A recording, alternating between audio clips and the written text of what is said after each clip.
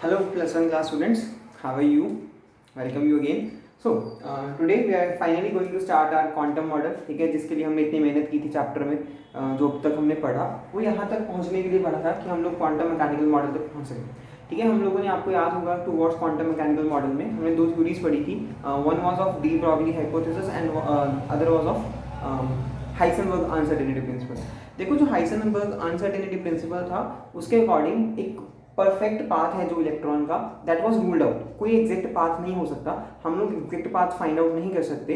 ठीक है, जो concept, that the concept of orbit that was given by Bohr was completely discarded by Heisenberg's theory. ठीक है, जो हाइसेनबर्ग की थ्योरी थी उसने बिल्कुल डिस्कार्ड कर दिया था जो हमारा कंसेप्ट था ऑर्बिट्स का.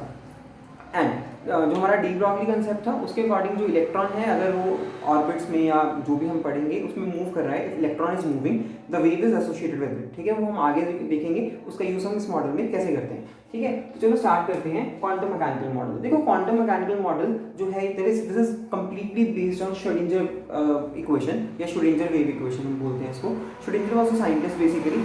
ठीक है, उसने क्या किया था, इलेक्ट्रॉन्स के लिए हम लोग आगे बढ़ेंगे क्वांटम नंबर्स. उसने इलेक्ट्रॉन्स के बारे में कुछ पता लगाने के लिए, जैसे अगर मैं आपके बारे में पता लगाना चाहता हूँ, पहले मैं क्या लगाऊंगा, आप किस विलेज में, किस सिटी में रहते हो, आप किस एरिया में रहते हो, उस एरिया की कौन सी कॉलोनी में रहते हो, वहाँ पे कौन सा आपका घर का नंबर है. ठीक है, वो सारा कुछ मैं पता करूँगा ना. तो श्रोडिंगर वेव इक्वेशन, श्रोडिंगर था जो उसने क्या दिया, श्रोडिंगर वेव इक्वेशन दी. उस इक्वेशन से हम क्या कर सकते हैं, इलेक्ट्रॉन के बारे में पता लगा सकते हैं, उसका एड्रेस निकाल सकते हैं बेसिकली. ठीक है, कि इलेक्ट्रॉन कहाँ होगा, कैसा होगा, क्या प्रोबेबिलिटी है मिलने की, क्या नहीं है. ठीक है, कौन सी पोजीशन में मिल सकता है, वो सारा कुछ हमें कौन बताती है, श्रोडिंगर वेव इक्वेशन बताती है. श्रोडिंगर वेव इक्वेशन में हम लोग, वो हमारे सिलेबस में नहीं है श्रोडिंगर वेव इक्वेशन, बट आपको एक चीज़ पता होनी चाहिए, वहाँ पे हम लोग एक वेव फंक्शन यूज़ करते हैं. आप लोगों ने मैथ्स में होपफुली फंक्शन स्टार्ट कर लिया होगा, उसको हम बोलते हैं साई. दिस इज त्रिशूल जैसे साइन है इसका, this is known as psi. ठीक है, this psi basically it's a wave function which tells about, which is particularly different for different electrons. ठीक है, वो किसी एक इलेक्ट्रॉन के लिए कुछ और होगी उसकी जो फंक्शन होगा, दूसरे के लिए कुछ और होगा. जैसे कि अगर मैं बात करूँ, साई जो होता है that is given as √2/L sine n/x/L. कुछ इस तरीके से, मतलब हम लोग जो साई की वैल्यू है वो लिखी जाती है साइन के फंक्शन में, कॉस के फंक्शन में. इस तरीके से साई की वैल्यूज हैं जो वो रिप्रेजेंट की जाती है. और हमें इस चीज़ की जरूरत नहीं है कि हमारे पास साई की वैल्यू कैसे लिखी जाएगी. ठीक है, ये किसी एक इलेक्ट्रॉन के लिए हो सकती है वैल्यू, और किसी इलेक्ट्रॉन के लिए किसी और टर्म्स में हो सकती है. ठीक है, तो हमें साई से बस इतना ही मतलब है कि साई हमें क्या बताता है, इलेक्ट्रॉन का वेव फंक्शन है जो इलेक्ट्रॉन के बारे में पता लगाने में हेल्प करेगा.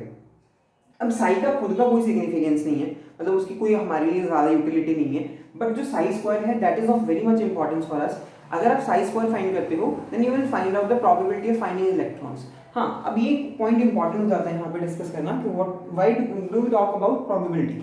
देखो, हम लोगों ने हाइसेनबर्ग जो प्रिंसिपल पढ़ा था, अनसर्टेनिटी प्रिंसिपल, वहां पे हम लोगों ने देखा कि आप इलेक्ट्रॉन को एग्जैक्टली फाइंड नहीं कर सकते, तो हम प्रोबेबिलिटी बता सकते हैं ना कि शायद वहां पे हो सकता है.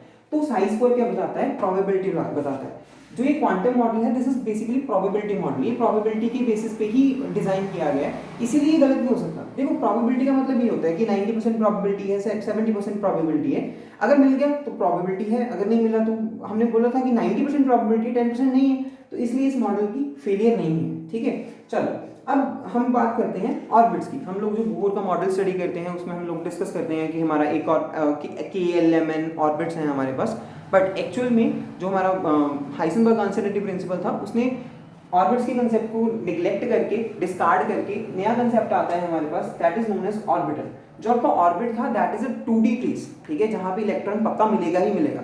आपको फिक्स पोजीशन पता थी कि इलेक्ट्रॉन यहाँ पे मिलेगा, but orbital is a 3D space. एक 3D स्पेस है, जैसे this is nucleus, so this is a 3D space. ठीक है, एक 3D स्पेस है जहां पे इलेक्ट्रॉन के मिलने की प्रोबेबिलिटी सबसे ज्यादा है, बट ये नहीं बोल सकता कि definitely electron will be there. मैं ये नहीं बोल सकता कि इलेक्ट्रॉन यहीं पे होगा, but probability of finding electron is maximum here. So this is orbital. अब आता है, अब हम पहुंचते हैं क्वांटम नंबर्स पे. क्वांटम नंबर्स क्या होते हैं? देखो, क्वांटम नंबर्स, अगर मैं सिंपल सी बात करूं तो एक एड्रेस है किसी इलेक्ट्रॉन का. ठीक है, हम लोग पता बोलते हैं ना कि आपका पता बता दो कैसा है, तो वो पता है क्वांटम नंबर है जो बेसिकली. मैं आपको एक एग्जांपल के साथ समझाने की कोशिश करता हूँ कि what are the quantum numbers. ठीक है, देखो, सपोज करो आप किसी गली मोहल्ले में जाते हो या किसी बड़ी बिल्डिंग्स वाले एरिया में जाते हो. ठीक है, ये रास्ता है, यहाँ पे 1 2 3 4 कुछ 5 बिल्डिंग है सपोज, ठीक है। हमारी केमिस्ट्री में कितनी है, 118 बिल्डिंग है। 118 बिल्डिंग का मतलब समझ गए हो आप, कितने 118 एलिमेंट्स हैं हमारे पास, ठीक है। तो आप किसी एक एलिमेंट में एंटर किए, सपोज मैं इस एलिमेंट में एंटर कर गया, इस एलिमेंट के अंदर एंटर करते मैंने देखा इस पूरी बहुत बड़ी बिल्डिंग में फर्दर क्या है, 2 बिल्डिंग्स हैं। तो ये जो क्या हो गया, ये मेरे पास एलिमेंट हो गया। एलिमेंट के अंदर मैं एंटर किया तो ये मुझे क्या बोलते हैं, जो ये 2 बिल्डिंग्स दिखी इनको हम क्या बोलते हैं, these are known as shells. ये हमारे पास क्या होंगी, शेल्स होंगी। तो मैं बोलूंगा कि इस एलिमेंट के पास, इस एलिमेंट के एटम के पास 2 शेल्स हैं सपोज, ठीक है। तो ये 2 शेल्स हो गए। अब ये इस बिल्डिंग के अंदर 2 बिल्डिंग्स हैं, 2 टावर्स हैं, बहुत बड़े होंगे। तो उसमें क्या होंगे, फ्लोर्स होंगे फर्दर, इस बिल्डिंग के अलग फ्लोर्स होंगे, इस बिल्डिंग के अलग फ्लोर्स होंगे। तो ये फ्लोर्स होते हैं, these are nothing but these are basically subshells. ये क्या होती हैं, ये सबशेल्स होती हैं। इनको हम क्या बोलते हैं, सबशेल्स बोलते हैं। शेल की सबशेल्स होंगी। आगे इन जो फ्लोर्स होंगे, इन फ्लोर्स पे क्या होंगे, रूम्स होंगे, ठीक है। किसी पे 4 5 या 2 1 2 कुछ रूम्स होंगे। उन रूम्स को हम क्या बोलते हैं, these rooms are known as orbitals या ऑर्बिटल्स, ठीक है। इन ऑर्बिटल्स के अंदर क्या होते हैं हमारे पास, मतलब इन रूम्स के अंदर पर्सन होते हैं, वैसे ही इन ऑर्बिटल्स के अंदर हमारे पास क्या होते हैं, इलेक्ट्रॉन्स होते हैं, ठीक है। तो हमारे पास जनरली 4 क्वांटम नंबर्स आते हैं। One is known as principal quantum number which tells about your shell, कि फर्स्ट शेल है, सेकंड है, थर्ड है, फोर्थ है, जिसको हम पहले KLMN से रिप्रेजेंट करते थे। सेकंड हमारे पास आता है azimuthal quantum number. Principal quantum number को N से डिनोट करते हैं, एजीमुथल क्वांटम नंबर को L से डिनोट करते हैं। L हमें बताता है कि कितने नंबर ऑफ फ्लोज हैं, बेसिकली कितने नंबर ऑफ सबशेल्स प्रेजेंट होंगे। नेक्स्ट आता है magnetic quantum number, that is represented as M, ठीक है। ये हमें बताता है कितने नंबर ऑफ ऑर्बिटल्स प्रेजेंट होंगे। And the last one is spin quantum number. देखो जो ये 3 क्वांटम नंबर है, प्रिंसिपल, एजीमुथल और मैग्नेटिक, ये हमें श्रोडिंगर वेव इक्वेशन से मिलते हैं। बट जो स्पिन क्वांटम नंबर है that can not be calculated using our Schrodinger wave equation, ठीक है। यहाँ पे हम लोग यूज करेंगे हमारा डी ब्रॉगली वेवलेंथ कंसेप्ट, ठीक है।